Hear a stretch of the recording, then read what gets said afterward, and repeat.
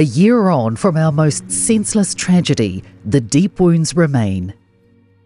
After guiding the other terrified women and children to safety from the women's room of the Al Noor Mosque that fateful Friday, Farid Ahmed's wife Husna lost her own life when she returned inside to search for her wheelchair-bound husband. I know she would say, no, I'm not a hero. She would say, I'm not a hero.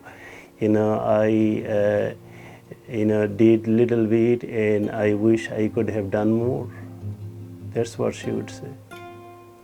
What she did was what she was. So, I believe that the true friendship between me and her will be kept alive if I do what she used to do. And, I want to compete with her in good things, even though I have lost. I cannot win because she has given her life. I cannot compete with her. So with happily I take the defeat. It's this intense pain at the thought of Husna that makes Farid's famous forgiveness of the shooter all the more extraordinary. I have forgiven him, and I'm sure if my wife was alive, she would have done the same thing. In the years since the attacks, Farid has travelled the globe with his message of mercy and forgiveness. He has also written a book about his wife, pledging to donate all royalties to St. John Ambulance.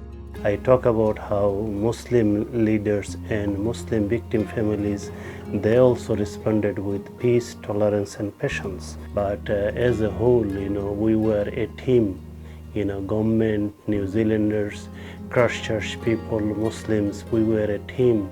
And as a team, we did it very well. And New Zealand's response in general to the shooting has been openly praised and admired.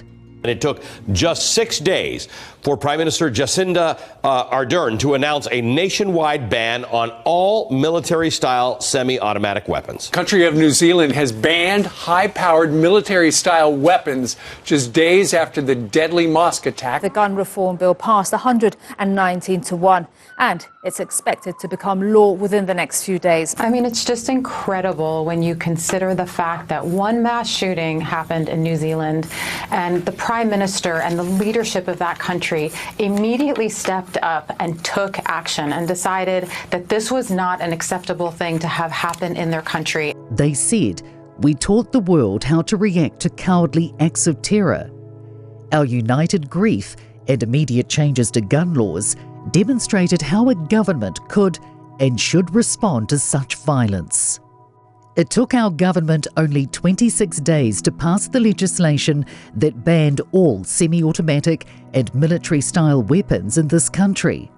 26 days and 51 lives. These weapons were designed to kill, and they were designed to maim, and that is what they did on the 15th of March. People died and they do not have a voice. We in this House are their voice, and today, Mr. Speaker, we have used that voice wisely. The next step was to make sure the process of removing those guns from circulation was fair for all. Licensed firearm owners will get fair compensation for weapons handed in during the 6-month buyback and amnesty. This compensation scheme recognises licensed firearm owners are now in the possession of prohibited items through no fault of their own, but because of a law change. The gun buyback was a very important first step down this path. And I congratulate our people for the way they went about it, because we had to do that with empathy, we had to do that in an understanding way, because people were giving up their belongings. And I'm very pleased with the way that went, and the way in fact we conducted it, but also in the way New Zealanders did what they felt needed to be done. But have we changed as a nation, as a people? I think it has changed us in many ways, but our goal has to be to make sure that in the long term it changes us for the better. New Zealanders became more vigilant and aware after this incident, and that was demonstrated by the number of people who contacted with us with information about people that they thought might pose a risk. Now, I think it's really important that that vigilance is maintained, retained. Because no one wants to ever see that happen in New Zealand again.